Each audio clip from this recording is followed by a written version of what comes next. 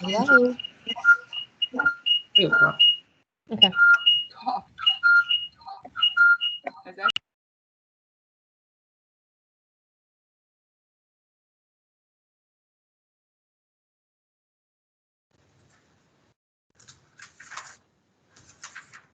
Okay, we're going to start in about 3 minutes. We're letting everybody into the meeting right now. I just asked everybody to make sure that you are on mute. And if you are not presenting, you can turn your personal camera off.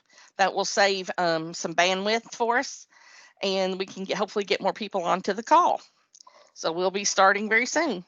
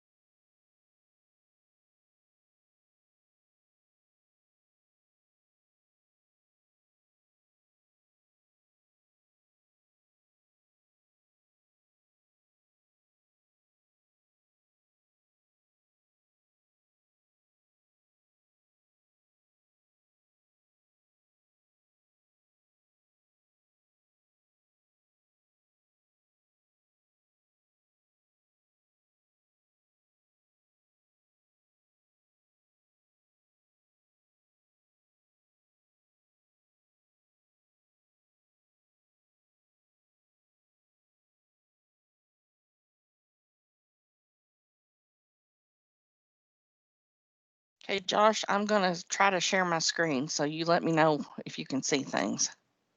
Okay. Yeah. Yeah, you look good. I said I'm keeping the camera off me as much as possible. That PowerPoint up there. It's trying to. Yes, it's up. Okay.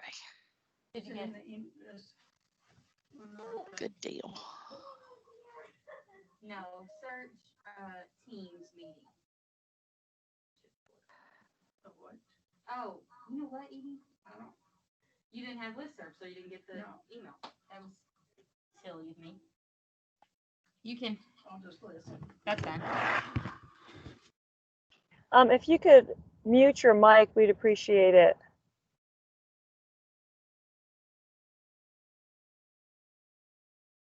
Okay, I've got about 1 more minute.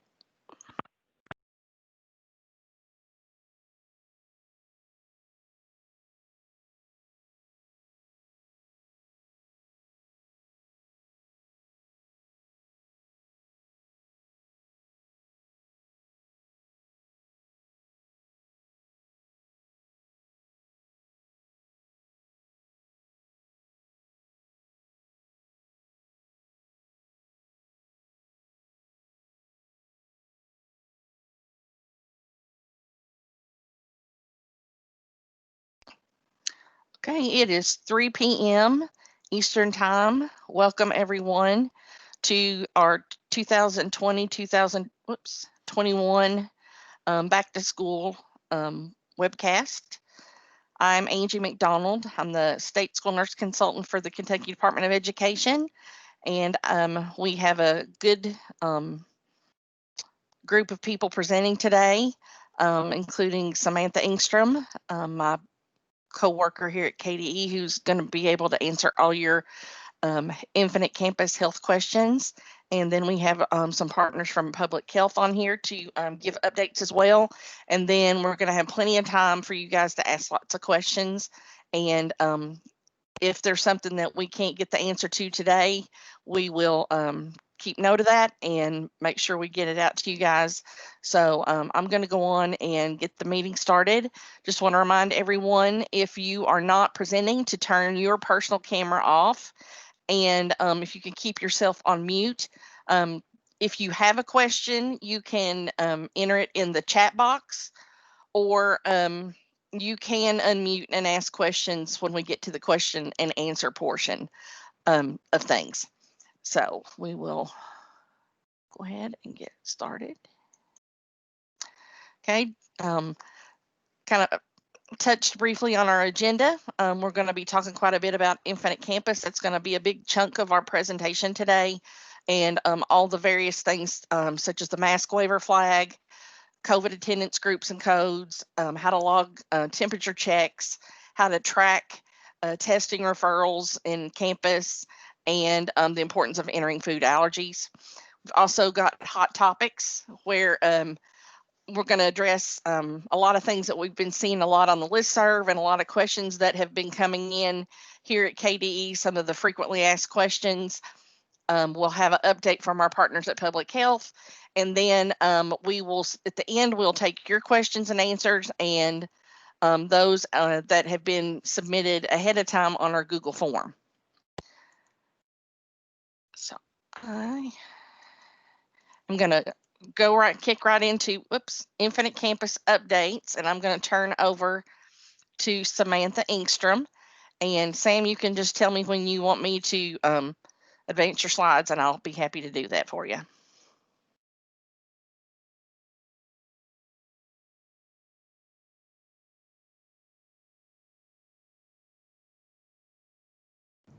Can you hear me? Sorry. No. Yes, I can hear you. Okay. Sorry, I have a problem with this microphone sometimes. Okay.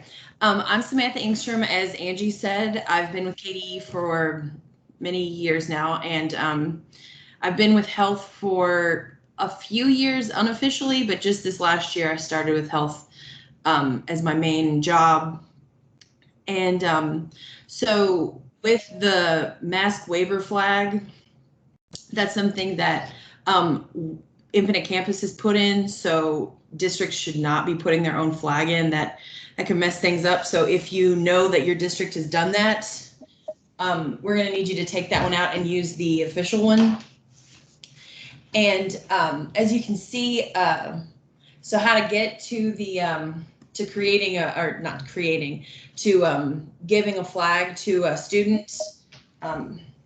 So you have to pick a student first, and so you pick the student, then you go to the, sorry, the constant noise is driving me crazy, the little participation noise. Okay, so you choose the student, you go to general under the student information, then you select the little flag tab, and then you can choose, sorry.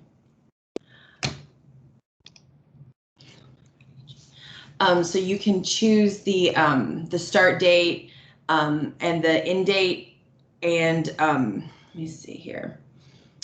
Yeah.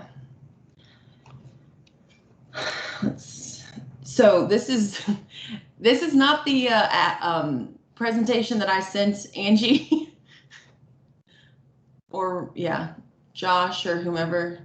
Angie. Okay. You want to close it out, and let's switch to yours, and then we'll go back to mine. Yes, okay. Sorry. We had to combine our presentations at the last second. So please stand by while we have technical difficulties. Yeah, sorry. George.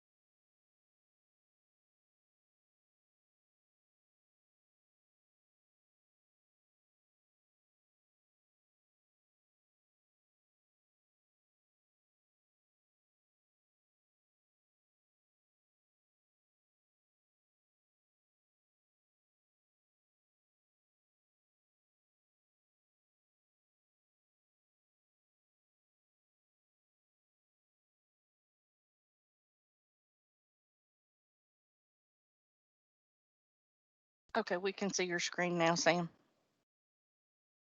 Right, I can. Sorry about that, everybody. Okay, it looks like though it's in, is it preview mode? It should be. It's like the slides in there double. Oh, weird. Do you have a little box underneath your PowerPoint slide that has a screen on it? No. Hold on.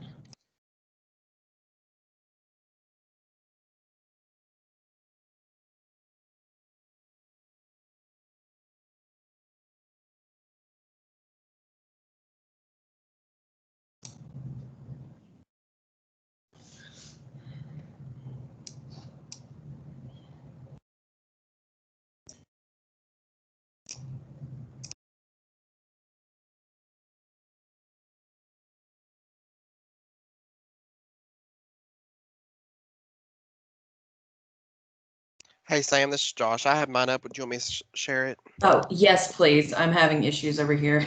All right, hang on just a second. All right.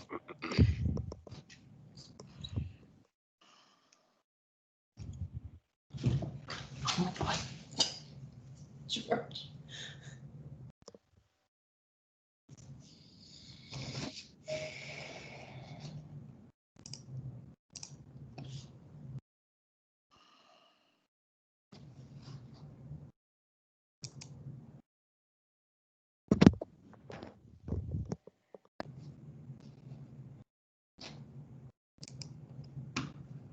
Angie, do you see my screen? I do.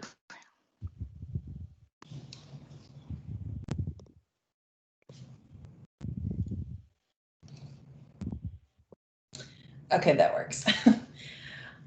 Okay. So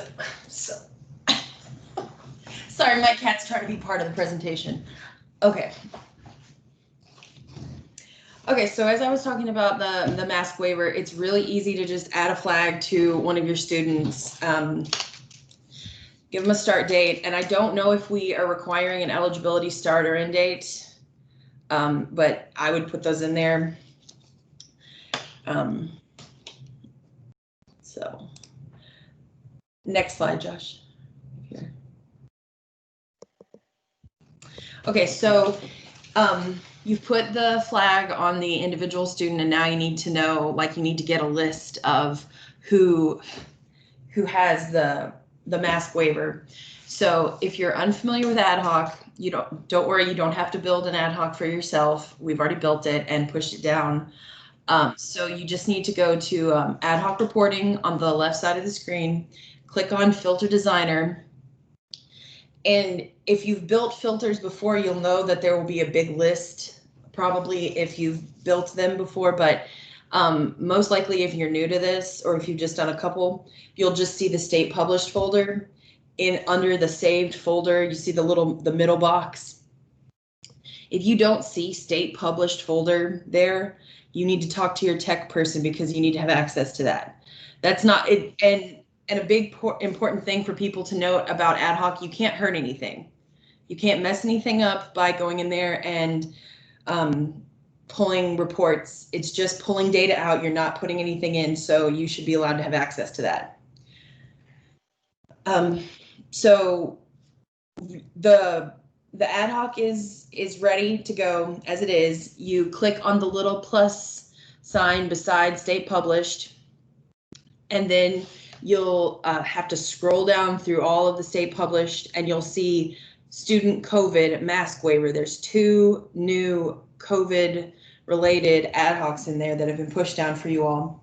And if you don't want to have to go through the state published folder every time to get this, you can copy. You see they're down in the middle, the bottom middle of the third image, you see copy.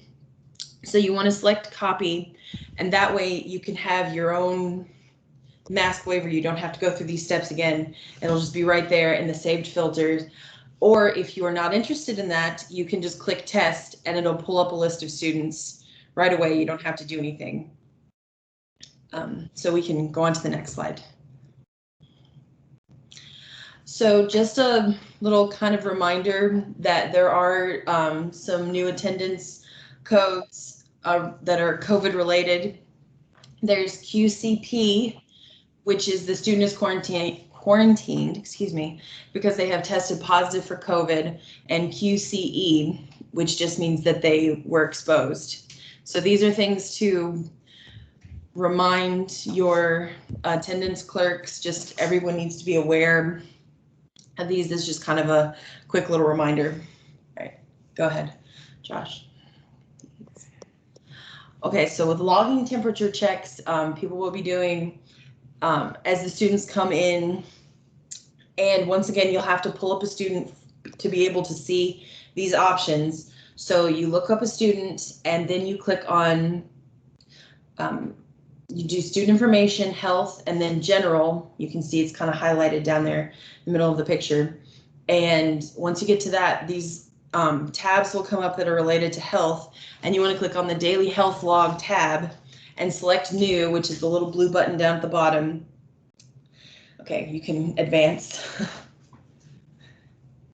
So once you've clicked on new, this is the screen that will come up, and the date, it's kind of small, but the date and the time auto populate, so it's possible to go back and edit if you need to add one that you didn't put in the system, whatever, but they auto populate, so all you really need to do is put in the temperature, and we're only counting temperatures that are 100 and 100.5 and above. Those are the only ones that need to be recorded because that counts as a positive screening. So then you want to save, and it will be very quick, very simple. Go ahead. So another that I'm going to show you another ad hoc that is related to the positive COVID screening that we just did. Again, it's already built, so you don't have to do anything. And just another reminder that you need to have access. I've met a lot of people out there in the district that didn't have access to the state published folder, and it's just, there's no reason for it. So make sure you have access. If you don't have access today, call someone, email someone today before you really need it. Go ahead. Okay, so the ad hoc it's in the system next to the COVID mask waiver. So it's the same steps to get there. You go to ad hoc reporting, filter designer, and then the state published folder. And then you scroll down and you'll see the two COVID ad hocs. And again, if you want to keep this in your own little saved filters, so you don't have to go back through this, you just click copy, and you can change the name. You can add to this. You can add to this ad hoc once you've copied it. And once you've copied it, you can edit, and then you can say all the students that had a positive screen in September, all the students that had a positive screen on this day. You can get more specific with it, but that's not really necessary for our purposes. But those are options that you have, and if you have questions about that, you can let me know. Call me, email me. I'll be glad to help anybody who wants more details in these ad hocs. Okay, continue. And I think this is the final slide. So just a kind of reminder again that the food allergies need to be put into IC as soon as possible.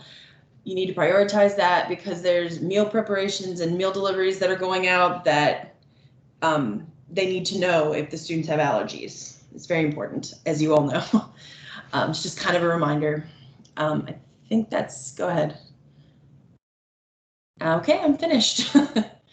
If you all have any questions, I guess we'll have a question section at the end. Any questions up to this point for Sam while she's still on here?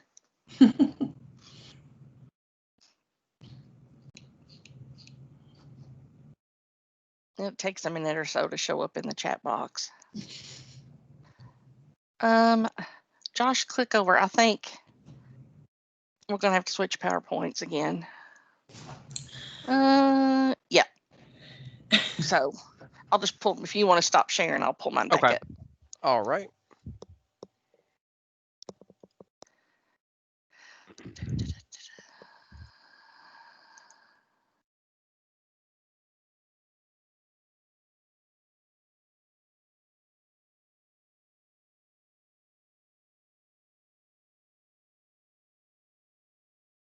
see.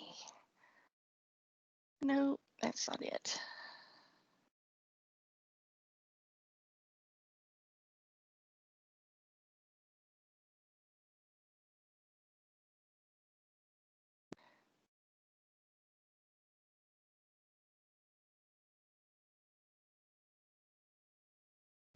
Hey, Sam, you're getting some raised hands and some questions in the chat box if you want to answer those. I'm responding.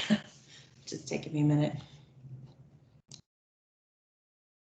Oh, well. Do you want to read the questions out loud and then give the answers while Angie's working on putting that up? Yeah, sure. The first question is someone asked me if there's an ad hoc for the food allergies from last year.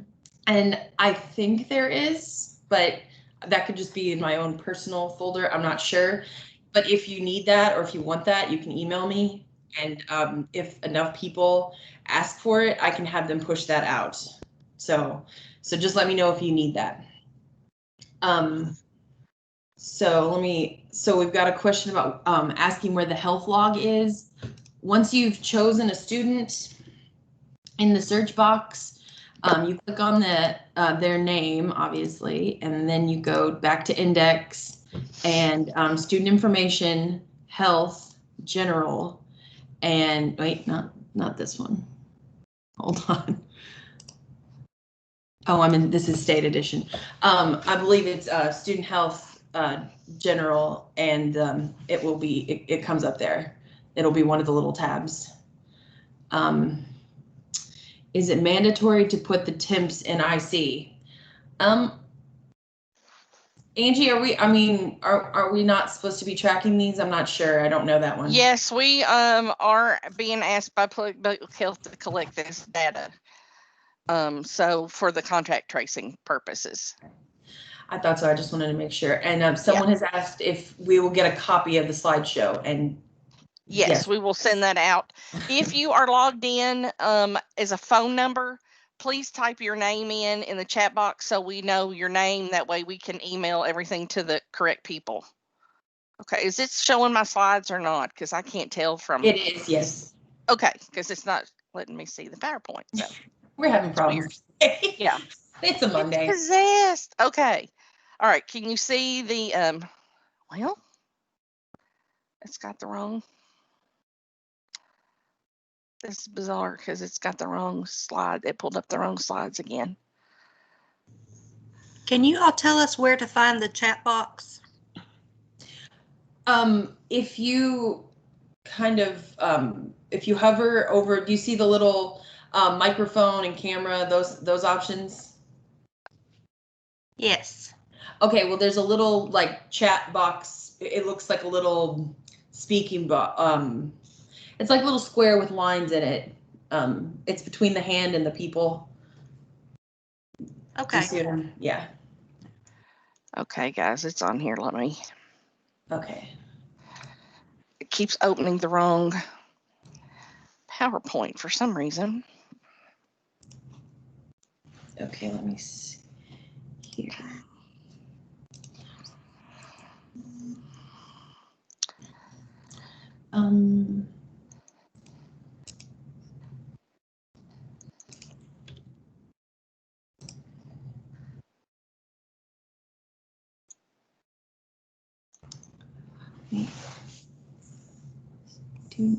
Oh my gosh. Okay, are you able to see my slides still? Yes. But is it showing the medication? Which is it showing the medication administration one though? Yes. It's medication. Yes. One, yeah. I don't know why Teams is being so difficult today. For some reason, when I saved this new PowerPoint, it did not save this one slide. So we will have to, about the diabetes training, which everybody has been dying to find out about. I will make sure the updated slide for some reason is on the PowerPoint that we send out after this. But the UK diabetes training program launched today. I think it possibly even went out on the listserv. If not, I will make sure to get that information on the listserv after this meeting is over. There is very detailed instructions on how to use it, how to log in, how to run reports so you can see who in your district has taken it, whether they're nurses or unlicensed staff. And then there's also a FAQ sheet that they're uploading as well. So that's pretty exciting. This is the most up-to-date training program that we know of that's out there for diabetes. You didn't see anything on the list. Okay, well, I'll make sure it gets pushed out there after the meeting's over. That is the most up-to-date thing. The regulation does not specify what diabetes training program that you must use, other than you must use one that follows best practice guidelines. And this does include all the new medications and new pumps and monitors and that sort of thing. So what I have seen of it looks like a very, very thorough and a very good training program. I know there is a cost to it. Unfortunately, KDE doesn't have any funds to put toward it, but I think it would be of benefit of at least your school nurses taking part in it, and then maybe using it as a guide to develop your own if you'd like. But I will make sure that information gets out after this meeting's over. One big thing was I've had lots of requests for some suggestions for school nurses of activities that they could be doing during NTI days if they don't have kids in the building. And this is kind of a universal question that is come up across the country in some of the groups that I'm in with in national groups. So we've tried to share ideas amongst each other as much as I can. And this is an inclusive list. It's just some ideas that we had on there. But of course, it's the perfect time to get all of your initial entry paperwork into campus, immunizations, your exams and screenings. This is the perfect time to key all that stuff into campus while you're not being constantly interrupted. Do your medication training checkoffs, maybe that you haven't had time to do up until this point. Any staff training that you need to do related to COVID, or training for students on things like wearing a mask, why you need to wear a mask, hand washing, etc. If you're not charting in campus, now is a perfect time to set it up. There is quite a bit of work on the back end to get everything set up to suit your district needs, but this is the perfect time to do it. And if you would like to do so, you reach out to Samantha. She'd be happy to help you set it up. You can schedule your treatments for your diabetic students, any other treatments that you may have, daily meds, etc. So, or even if you're using campus now and you just maybe want to revamp it or update it, or if there's some things in there that you don't really use that you'd like to get rid of, or maybe add some new things related to COVID that you might want to track, now would be a perfect time to do that as well. So we talked about training materials, set up health office visits, update any of your policy and procedure manuals. There's always things that, as a school nurse, I always knew we need to do this, and if I ever get time, I'm going to do this or whatnot. And I'm sure a lot of you did this at the end of the last school year when we were, trying to finish out the year remotely. But if not, that's a good thing. The state of Virginia has a great school nurse policy and procedure manual online that follows a lot of best practice guidelines that you could use as a starting point. Now you need to make sure that everything fits Kentucky and that our regulations and requirements are being met. But if nothing else, it gives you a great list of topics to cover. And when I looked at it, there was some I thought, oh, I hadn't even thought about that. So get out and look at a lot of your resources from other states. You'll find that most school nurses or school nurse consultants are very happy to share things that they have developed and have used. And we all need to help each other. Stock and set up your nurse's office and your isolation room. Review and update your plan of care for kids, especially some of your medically fragile kids that may be coming back to school, or even if they're going to be doing virtual stuff. Make sure their health needs are being met. Is there anything that they need from the school? Do they need assistance getting meals? Do they need help getting to doctor's appointments or even telemedicine appointments, whatnot. So, like I got a call today from UK Neurology that, they wanted to do my son's yearly neurology appointment via telemedicine. And I was like, hey, that's perfect. I would rather do that anyway. So, but not everyone may not have internet access to do that. So this would be a good thing to help your students. So that's my PowerPoint. Okay. Contact tracing. This one didn't save either. This is kind of an up in the air topic right now. And Jan Bryant and Michelle may be able to talk about it a little bit, but we are working, just ignore this slide for now, but we are working very closely with the Department of Public Health to determine whose role is what in the contact tracing department. We know how busy school nurses are on a normal day, let alone during COVID response. And, it's nothing to see 50 to 75 kids just on a good day.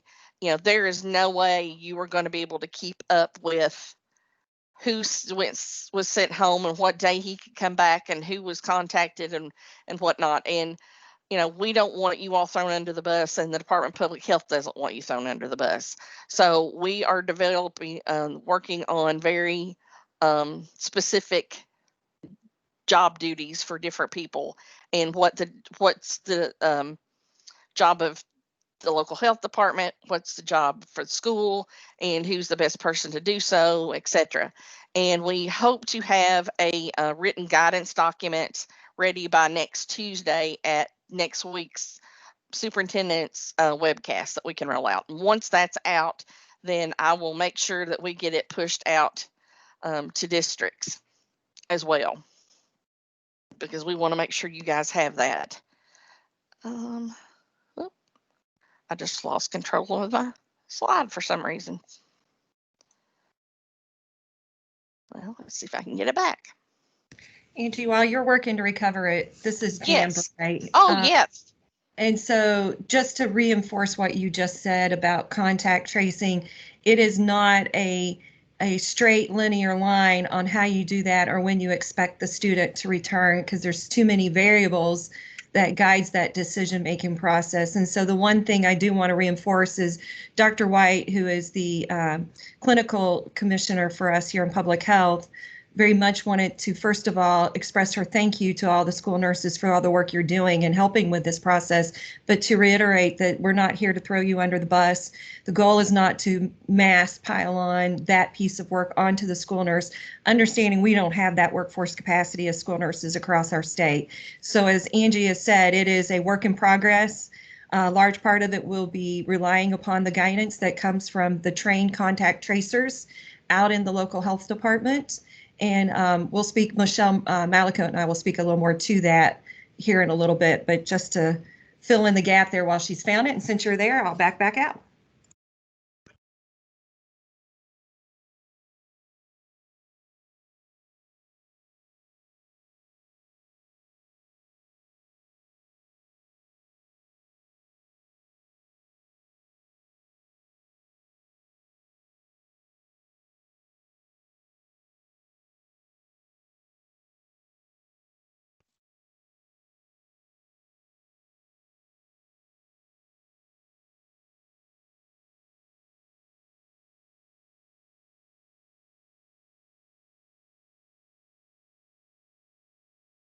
Okay. For some reason, it just all of a sudden the correct PowerPoint that should have been up here all along just appeared. I don't know. What happened? Divine intervention, I guess. Can you see my slide for hot topics? Yes. Okay. All right. So one question that has been submitted is, if our school goes to NTI, does that mean staff should be staying home? Yes and no. It's really up to your district to decide how you do so. We have stressed, as well as the governor, that special consideration needs to be given to at-risk employees. So they are not put at risk or feel like they have to come into an unsafe situation to work. However, school staff can work in your building if you practice healthy at work guidance. So that means no in-person meetings. You know, if you stay in your room working on your stuff, then that's fine. You know, your children shouldn't be all like playing in the halls together and that sort of thing, because that kind of defeats the purpose. But and that's up to your district too, as well as if you're allowed to bring your children to work with you or not. Have the health exam and screenings requirement changed for this year? No, there's not been any changes for this year. However, mass screenings are not recommended at this time. They can be completed on a case-by-case basis as needed, you know, in a one-on-one situation, using, you know, social distancing as best as you can.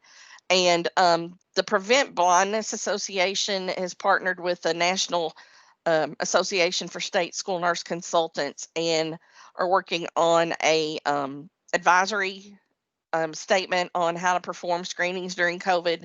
And once that's finalized, I will make sure to get that out to districts and get it on our webpage as well. We do want to reiterate there's going to be no penalty from KDE for any exams or screenings or immunizations that are late being turned in. We know this is still a big issue. We want kids to get these exams and screenings, but we don't want kids to be turned away from school because they don't have them. We know how close you guys work with families to get those. So let's get these kids in school and do what we can to get them immunized and up to date on their exams and screenings. But there'll be no flack from us if it's late being turned in. Bus drivers and coaches complete medication administration training for emergency meds. Typically, though, these are kept in the school nurse's office. Only a few can self-administer and have them. What do you suggest? KRS 158-836 says a student with asthma or a student who's at risk of having an anaphylactic reaction may carry and use their medications when at school at a school-sponsored activity under the supervision of school personnel, or while on school property. We always encourage students with emergency meds to carry them in their backpacks, even starting with the babies. When I was a school nurse, we started even in preschool. Our kids carried their med in the bag, in a gallon Ziploc bag with their orders and their healthcare plan, and they were told they could not take that out of the bag unless a grown-up told them to or took it out for them. And that way they had it on the bus, they had it at school, they had it at ball practice, etc. And, you know, we never had an issue with kids really taking it out or losing it or doing anything that they shouldn't have done with it, because we just kind of preached to them when they were small the importance of it. We explained to the parents and as well as the doctor, and it was on the forms that the doctor completed, that for students who could not self-administer, that that the children could carry it, but it would be administered by trained staff. So that alleviates a lot of nervousness on part of the parent or the doctor. But you've got to think about what good is it going to do if that EpiPen or inhaler is locked in the nurse's office and you're in a lockdown, and you could be in a lockdown for several hours, and that child's not going to have their medication. And you can guarantee that's when somebody's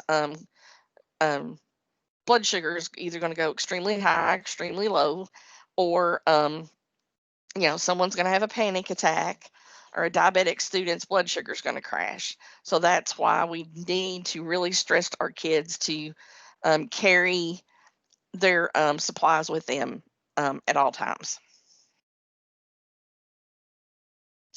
Is there guidance on collections of papers in the classroom and how to handle textbooks?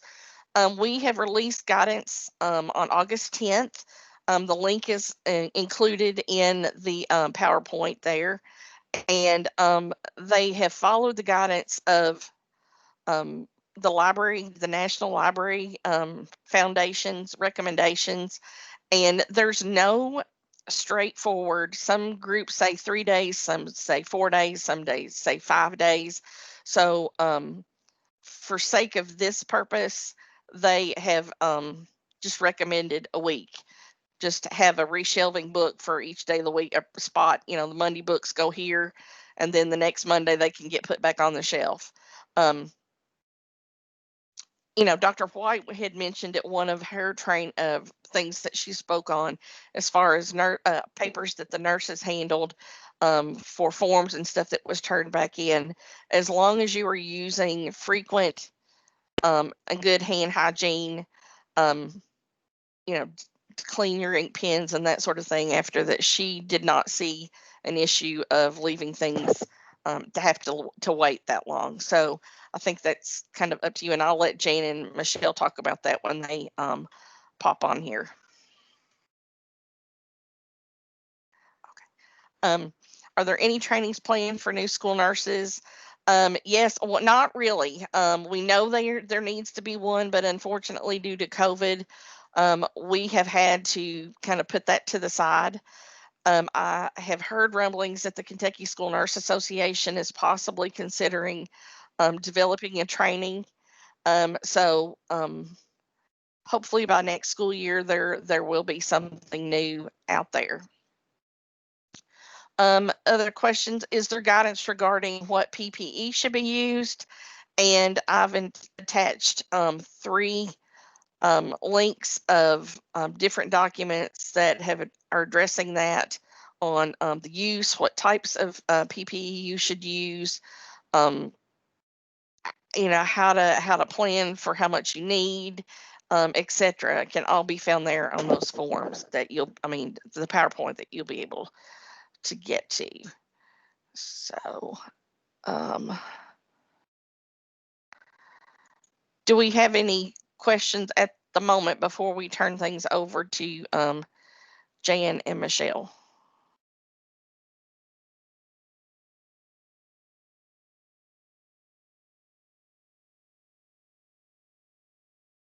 Angie, someone asked about sick students and well students being in the same room, if they're separated by a shower curtain, if that was allowed.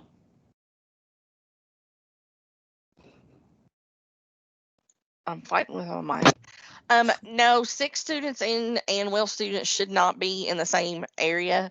The shower curtain, a lot of that has come from other states' recommendations, but the Kentucky Department of Public Health and our safety people don't feel like that the shower curtains are safe as far as a fire hazard. So I wouldn't recommend using. Now, you do need to have some sort of a privacy divider if you're having more than one student in your room. If you have multiple cots or whatnot, you need to have some sort of divider. And there are stuff that's treated to be, less flammable, that hospital grade type things that you can be used. But no, sick and well students should not be waiting in the same room together. That's kind of the whole purpose of having the isolation room. Should the nurse be taking care of the sick and well students, or should the well students go somewhere else, or what? Ideally, it should be someone else who is supervising those kids, because they should only be there long enough to get picked up. We know sometimes there's situations where kids, it may be hours before they're picked up, but it's really, really important, I think, to make things known to parents that it's, not going to be acceptable for them to stay at school for the entire day because they can't be picked up. Or they can't reach the parent. It's where, you're going to have to give working numbers, or, or have to, get And then- family resource involved or whatnot. And then likewise, remembering you can't send those sick children home on a loaded school bus. Yes, absolutely. Absolutely. We had a question. Anything else, Sam? Sorry, we had a question further back. I'm just now seeing that they're saying our unlicensed staff do not have access to the health tab and IC, and the teachers won't agree to enter student temperatures.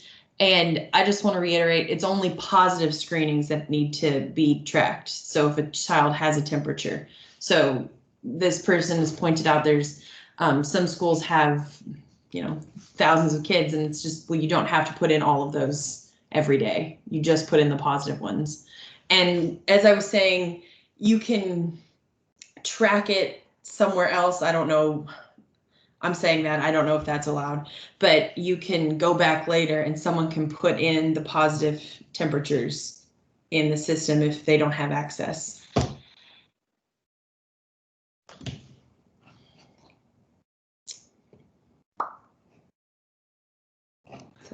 Okay, well, I am going to let Jan take over, and then any more questions, we can address them at the end.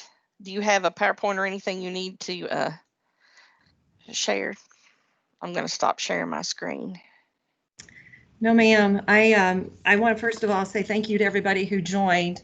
And I can tell there is a lot of anxiety about where to go and how you're going to be aware, be on top of so much. And then just say, my heart is right there with you. And I know Michelle's is as well, as we've both been school nurses at the local level. And we know what it's like to have those 15 kids pile up outside your door praying it's only 15. And so first and foremost, I want to start by welcoming Michelle Malicote. Michelle, can you say hello, please? Hello. Hi, everybody. So for those who do not know Michelle Malicote, she has almost 30 plus years in school nursing and public health here in the state. I dragged her out of retirement because I don't have the bandwidth to keep up with everything that's going on. So I am very thankful that she graciously stepped up to the plate to help me. The ideal way of dealing with COVID isn't there. That's probably the best message I can give you. It is an ever-changing, ever-evolving situation. And what we know as of 8 a.m. this morning seems to change by about 4 o'clock this afternoon. And in regards to contact tracing, that also has too many variables. So we can't tell you the black and white A to B to C rules of how quarantine is going to work or how that particular situation is going to be. It doesn't follow the standardized way we've done business for years in the school. With pertussis, it was a much more constructed mannerism where you went and looked for who was exposed and you had a very small volume. This is a different world. And I'm going to kind of try to explain what contact tracing and quarantine can look like. And I'm going to use my personal story because I actually had COVID and I'm still recovering from COVID.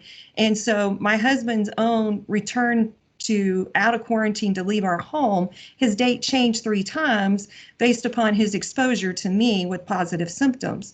And so the original date was the original day I got diagnosed. Then he had to take me to the hospital, so he got his date reset. Then he had to pick me up from the hospital, so he got his day reset for 14 days. And believe it or not, I was released from quarantine prior to my husband being released. That will be exactly what you will face with students, because their day starts based on their last exposure to the person who's positive with symptoms. So it is not like, mom got diagnosed on August 1st and we can look at August 15th for the child. It is, if mom had a fever to August 15th and she was around that child's going to be in quarantine a whole lot longer. So we can't give you those black and white answers. What we can tell you is going to be individualized by each and every student. Now, COVID is respiratory droplets. We're all very familiar with what infectious disease, that's a respiratory illness, means, which is why we can't put those children who have symptoms in the same place with the kid who's coming in to get their daily medication or who may be coming into the office because they got injured or whatever their need is. So there needs to be a lot of triage that is occurring before a well child ever steps foot out of that classroom. The goal here is to limit movement of people to limit exposure. And if you look on the Kentucky Department for Public Health's website, if you look at KDE, there's a lot of documents that talk to all of these details. And I understand it can be incredibly overwhelming. Trust us, we know. Michelle has spent probably, I'd say, 6 hours today looking at about 5 different states' reopening plan. Our goal in public health is looking at this from the positive side of how do we get kids back in school? Our goal is not how do we keep schools closed. So how do we do that means how do we mitigate that exposure? How do we reduce the amount of time being spent in close proximity? And how do we assure children are wearing masks and we're doing good sanitation? So there's lots of people working on this and have been working on this, believe it or not, since March. I believe Angie and Dr. White and several people have probably been on 2 calls a day trying to puzzle this out in an ever-changing environment. So going to cleaning and sanitation, that's probably one of the very first places that we can talk about. Our epidemiologists at our health department are well versed on this.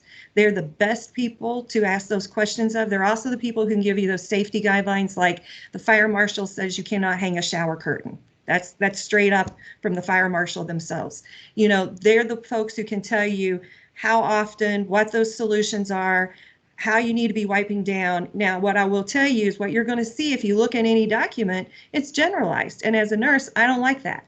I mean, I will be very honest. Don't tell me I got to do something frequently. Tell me I got to do it every 4 hours, every 5 minutes, because that's something that's structural. So there's going to have to be a lot of education to your staff. You know, if they're going to have children coming in, how do they use that water fountain? Well, there's directions in that primary document about that type thing. And it's always going to come back to the more mitigating factors we're in, the greater likelihood we can contain and keep our doors open.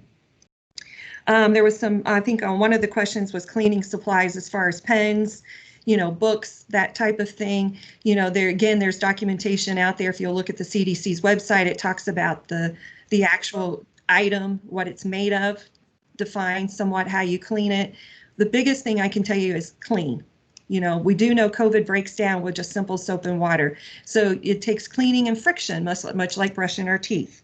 As far as school nurse training, I wanted to touch on that briefly, and then I'm going to let Michelle talk more than me, which is hard to do because I like to talk. But we are looking at trying to get some orientation work done with the Department of Education and with Angie. And as she said, we've all been incredibly overwhelmed with dealing with COVID. But our goal would be, as a joint partnership, is to develop something that helps to ensure we have a trained and quality and high functioning workforce. And as Dr. White has said over and over this entire summer, if COVID's done nothing else, it's proven the value of the school nurse. And so as we are looking at stuff, Michelle's getting ready to bite on immunizations, and she'll tell you a little bit about her project just here in a moment. But we're going to try to push stuff out, and it'll try to be in small volume. You all don't have time. So we know you don't have an hour or 2 hours or 4 hours. So be watching for that. We'll be moving them out through the public health train system, probably as YouTube videos, but they're going to give you some core information you're going to need to know. PPE, if you look at that opening document that Angie, I think, had listed on one of her slides, there is something on there about you know, what PPE is needed in what environments. If you're not doing large clinical care that is going to create aerosolization, meaning you're not taking care of a trach and suctioning, you're handing a child a daily medication, you're not needing high-level PPE. And that's the key thing to remember. The best thing you can do is distance, mask, and hand washing. And then I think that's kind of all I wanted to say, because I really want you to get to know Michelle. She's going to be your go-to gal over at Public Health for this, and she'll be the one who can, you know, help ping with Angie and KDE and our commissioner's office to find the right answer for you. We also have Dr. Emily Meserly. For those who don't know that name, she is the branch manager of immunizations, and I am the branch manager of Child and Family Health Improvement. We work on the same floor together when we're actually allowed to be in our office, which is not now. But you know, together we're all been school nurses, and we're all working together to try to come up with the best way to do something. And we've looked at everything from how Thailand has done it to the World Health Organization, but there is no real true quality best practice. You know, whether you're looking at Johns Hopkins or you're looking at the Mayo, you're going to find a different answer if you dig hard enough or if you look back far enough, because as we've said, this changes.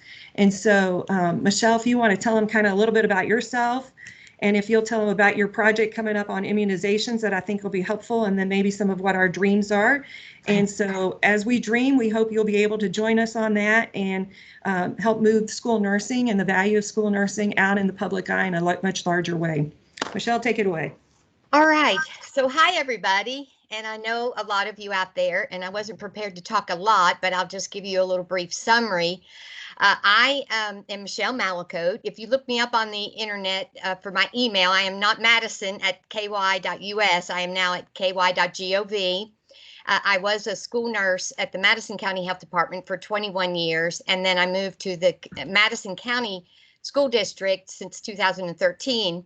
I retired in January, and like Jan said, she plucked me flat out of retirement to come and help with this COVID effort and be this Department for Public Health School Health Consultant. So right now that is my job title. I am helping Jan with all things COVID, and we're working really hard to get some good information for you.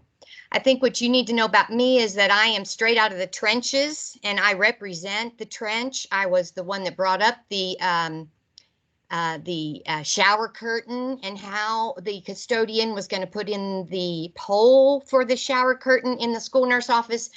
And so so that is the point of view that I am representing. I am your voice. So please share with me your concerns and anything I can help with. I would be glad to, as far as representing. We are working on some criteria for how to define a COVID case. And some of you do know that parents will come in and say the doctor's going to treat him just like he's got COVID, but I didn't have a test. So we're working really hard for principals to get out some information about what is actually considered a case, just like we always did with pertussis. So anyway, we're working really hard with that. So the other thing that I'm working on right now is I'm working with the immunization the immunization program, and I've developed a YouTube video calling Researching Immunization Records Made Easy. So I'm going through quite a bit of the regulations, and then I'm going through IC. We've built quite a few shortcuts and ad hoc a letter that we put into our IC in Madison County, and I'm going to be showing you all that on how we did that in Madison. So hopefully it'll be something that is important. It's very important that we still do make sure the kids are immunized. As you know, in all the research and literature right now, the well child visits are falling off, the immunization rates are falling off. And so we really just need to be the voice of wellness in our school communities by reinforcing the need for that. So I'm working on that.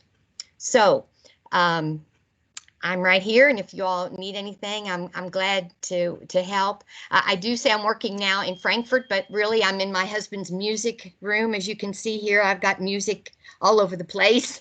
And so my office is here. None of the workers in Frankfort are permitted to go to their office unless they're considered essential, and I'm just extra. So anyway, I'm so glad to be in this position. I actually applied for this position. I wrote the job description for this position in 2002. I applied for it in 2006 and then in 2017, I think. And so I finally made it even after I retired. So anyway, I'm just glad to be here, and thank you all very much. Thank you, Michelle. I really can't appreciate enough how much it's fun to have somebody who's straight out of the trenches. You know, that makes a difference, and it makes a difference, someone who understands a larger population and the urban population and what it's like to transition programs between health departments and shared nurses, and, you know, the nurse who most of you don't get to just spend your time idly in one school. And so one thing I do also want to encourage you to remember as you're looking at opening up your schools is to take some self-care time out. Make sure you're addressing your own mental health and taking time to rest. You know, everybody tells me to do the same, and I'm not a good person to give this advice because I don't take it. But also remember that same anxiety you're feeling, that same stress you're feeling. And I'm going to borrow some words from Michelle Mara, who says every school nurse has to come in with an oversized brain because all they get is a brain and a stethoscope without all that clinical backup and support. So just know we're part of your support team. We're here to answer questions. We want to make sure that if it's out there, that if we don't know the answer, we'll help look for the answer. You know, we've tried for months to think of every detail. We can't think of them. The other thing when Michelle was working on today is looking at models for school reopening. You know, we want to keep planning for our future. And so what does that look like? And how will we accomplish that? And what does that mean? And so as that is getting worked up, that'll get released, and it also has to be approved through the governor. You know, it's a larger chain we're working with right now. And so once we get that, it certainly will be pushed out for you all, because we know you're our best educators on the ground. We don't want you to own this for us because we know you can't. You don't have that ability. You don't have that time in your day. But what we absolutely know is that you're going to get asked about it, and you're going to get asked about how do we explain this to a principal. So just know we will be there. The other thing that came up today is there's some surveys that are being generated. One is being requested specifically by the governor, and that one's being developed outside of DPH. So I'm not quite sure what the details on it is, but there is going to come a point when we're going to need to help educate on what is a positive case. As Michelle said, you know, the parent calling and saying, we've got COVID may or may not be true, and we've seen that happen with other things. So, you know, we'll pass out the education, and we will be happy to have your support in sharing and helping others understand that. I think that's probably the primary things. The only other thing I did want to briefly touch upon, now, I know not everybody in the school district works in communication through the local health departments as far as school nursing to do the well child exams that is approved for school nurses hired by a health department to do. That particular program unfortunately went through a really rocky transition period in March with the contracts all shut down. And honestly, in March, I thought it was completely done. However, this COVID has highlighted our need. So we are working with another university. That's not a fast process. That basically means we have to rebuild a program from scratch that will match the same training an APRN or a pediatrician gets. So that is absolutely required to meet the scope of practice for a registered nurse who works within a health department. So for anybody who has questions about that or hearing that it's gone, it is currently in retirement, but it is being worked up and discussed every day. That is also primary on mine and Michelle's plates. And so it's going to be coming back. And then if you just, you know, if you need us, call us, but take care of yourselves, because the school nurse being absent is going to be hard. And then the other thing I told a new nurse earlier this morning is remembering you are a singular party. And it's one thing to think about you might get sick 1 day or 2 days in the course of a year. Somebody can step up pretty quickly, but you have to build more backup than that. You've got to build more than one person in your school who knows CPR. You're going to have to think of everything in volume. And I say this because you could be out of work, or you could have the person who is your one person who checks that AED be gone for 30 days, 120 days. So make sure there's multiple parties who can step up and knows what they're doing. It's a different kind of build of what you normally do. But you got to have more bodies to do it because you don't know who's going to be there tomorrow. So I think that's it. Angie, I'm going to turn back to you. But thank you for giving us some time on your agenda. Awesome. We do have one question, Jan. Okay. That is, what would you advise regarding COVID testing at school for health department nurses or schools that are contracting with health department? I have my opinion, but I'm going to let public health weigh. I could speak to this, Jan. I just read this today. Universal testing is not recommended. Not universal non-specific testing.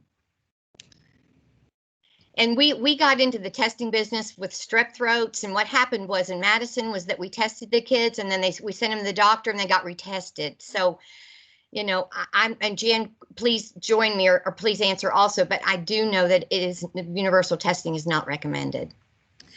Right. And then the other side is you've got to look at capacity. And again, who's going to do the testing on your site? Who's going to do the follow-up on that? Who's going to contact families? So it's a much larger question than just swabbing the child. And so, you know, that discussion did occur earlier in the summer, and it was decided we didn't have the bandwidth or capacity for anybody to do this at the school site. I'll be honest, and Angie can speak to this, we've had discussions where schools don't know how they're going to take a temperature. So, you know, remembering that there is methodologies in your community and places where people can go and be tested, where all of that is already arranged and set up. And my 2-bit opinion, as Thank the you. former school nurse, is, you know, we're really encouraging people to avoid nebulizer treatments if possible, and, you know, suctioning, and unless it's, you know, in a well ventilated area. And then you think of the respiratory droplets that you're going to put into the air, testing those kids as well. To me, that's just something that, you know, why would you take that chance? In my opinion, the school nurse's job is to find the kids who have symptoms, and refer them and help them get to treatment and testing as quickly as possible. And yeah.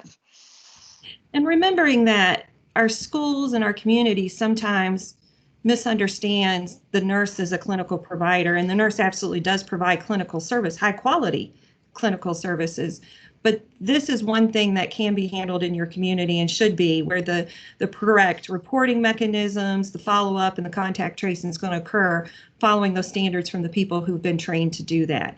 Our goal as school nurses is to optimize the learning environment and meet the health needs of the student who is there, to assure that we can keep them in that school learning. And so, you know, that's what we do every day with care coordination, case management, helping those students with chronic healthcare conditions, or the child who gets injured at school, but it's not bad enough to need to go home. You know, that's where the value of the nursing judgment is huge.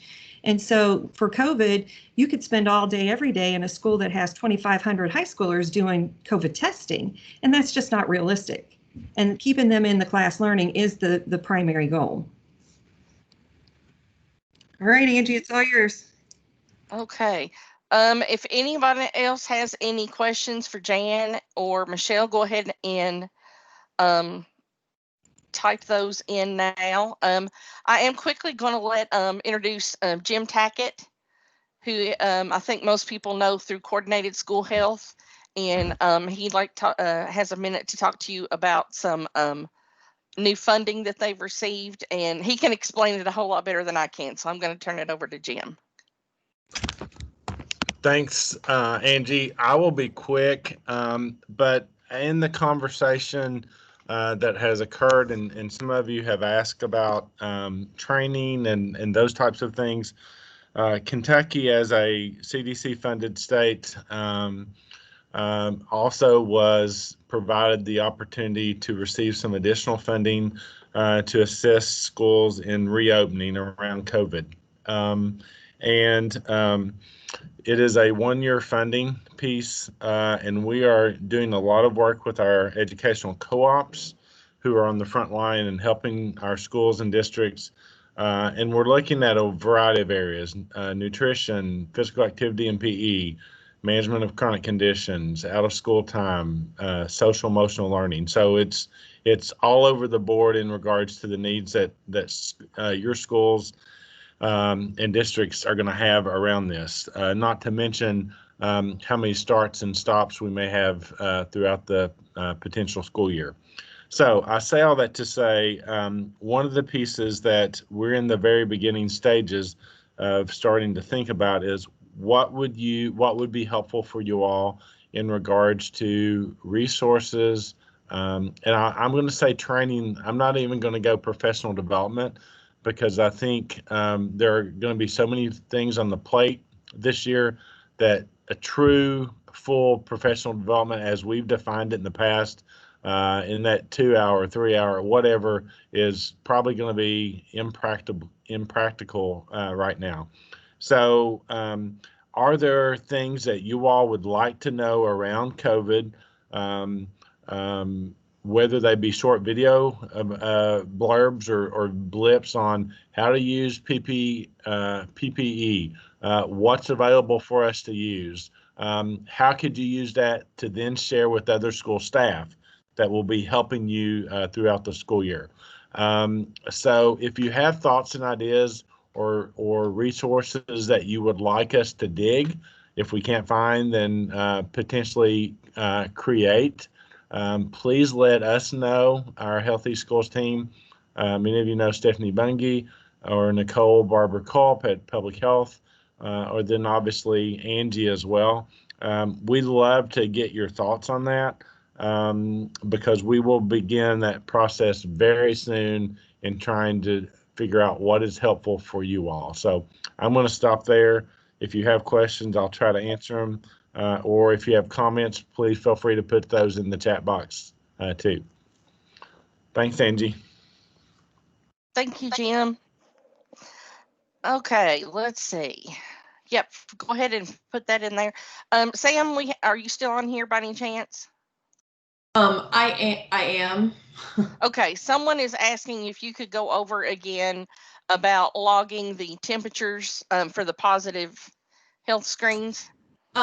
If they've tried to check and see, like follow they might not have access to the. Is it under the health? It should be in the under health. Student information, health general. It should be one of the tabs. So you must not have access. If they can't see it, that's probably the issue.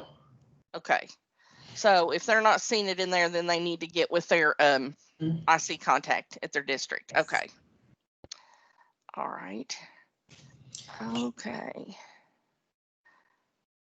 Okay. Do we have anything in the chat box we haven't talked about before we open up for other questions? Okay. Somebody just said they had to request the tab to be added. So so if you don't have it, you'll just need to email your district IT contact. We're talking about logging temperatures. We talked about testing in the school. Let's see. Okay, I am gonna. If you want to raise your hand or unmute and ask a question for anyone on the call right now, feel free to do so. I think we've gone over just about everything, and if anything, I'll keep looking to make sure we have it. Oh, name of the health tab. Under student information health, that's where your health office visits, your immunizations and screenings and document tabs all are. So there's a new tab that's been added there. Let's see, and will give you permission to the ad hoc folder as well. Yes, so if you need, and it's the new tab is called Daily Health Log for those that need that. So, but it says we have a raise hand button if anybody'd like to, or you can feel free to unmute yourself right now if anyone has questions.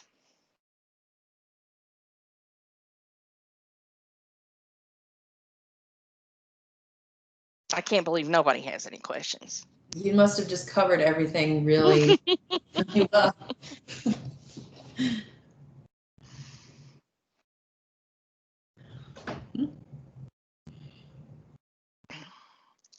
Well, and as Jan said, our thoughts and heart are with you guys on the front line. As Michelle said, all three of us are school nurses, so we've been in your shoes. I worry every day about you all and pray every day for you all, and want to be able to pray that I give you the best advice that I can, and that you have the strength to handle everything you need to handle. And don't ever feel like that you're alone, because we're a phone call or an email away. And if you just need to cry, then that's okay. We'll listen, and we might cry with you. Or if you need to fuss, we can do that too. But that's the thing, when you don't have a doctor there, sometimes you just feel like you're out on an island. And school nurses take care of each other. All nurses take care of each other. And but we need each other more than ever now. So take the time you can to enjoy your family. Try not to stress over the big things. Normally I'd be freaking out because of our PowerPoint glitch, but at this point in the scheme of life, if that's the worst thing that happens in a day's time, and everybody at my house is healthy and happy and has a roof over their head, then that's all I care about. So, the other thing I wanted to say, if I could, Angie, is that Sure. we're working really hard for schools to reopen, just as Jan said, and we're not looking for reasons for schools to stay closed. I had 4 grandchildren for 37 days of HELL and NTI instruction at my house. They called me the homework Nazi. And so within the guidance and the best decisions that we can make, that is our goal. So we want to get you guys back to work and get the kids back because they really need to go to school. So Yep, we agree. And we totally understand those that can't. You know, if you've got those in your home that you have, then that's where your priority needs to be. And I understand that. I have, my oldest son is a teacher, and my younger son is on the autism spectrum and does not understand the social distancing concept very well. And so, you know, I feel it. I really do. I feel the worry and the concern. So, you know, just remember that we're here. We will get the PowerPoint, the correct PowerPoint, emailed out to everyone once I get the participant list, which probably will be tomorrow before I get it sent to me, since it's so late in the day. I will send the email out, either myself or Sam will send an email out to everyone with the PowerPoint that we had today, and it will have the new diabetes training information on there. And somebody says we need a W-9 from UK to process a purchase order. I will let them know that. So they can possibly we can get that on the website as well. Everything, once we get it through our PowerPoint slides and our video, once we get all that through, making it ADA compliant, it'll be posted on our KDE District Health Coordinators webpage, so you can go back and reference anything that you may have missed or would like to look back. If you have a question that we did not answer today, feel free to shoot any of us an email. That's we'll do our best to get back with you in a timely manner. Let's see, I have a couple questions here. Angie, would you add my email, please, to the chat box? I don't have access to that. I can't find it. Sure. This is new to me. So Sure, if you'll put we that can on do there, that. I would appreciate it. Yep. Thank you. So let's see here. Okay, this is a question for the group, the nurses on here. Are most of the nurses or any of the nurses planning on using the delegation tree for handling negative and positives? Does anybody want to weigh in on that? That's a yes for Shelby County.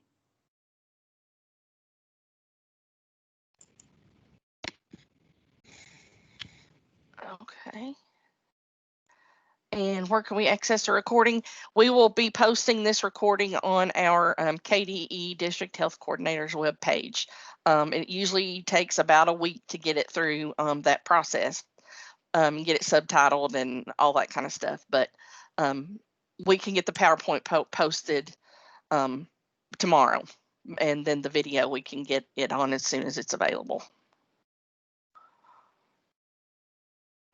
Anybody else? Oh, well, here's something else pops up.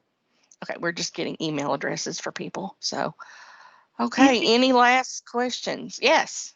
This is Tracy in Shelby County. Just out of curiosity, what's the feeling right now about September 28th?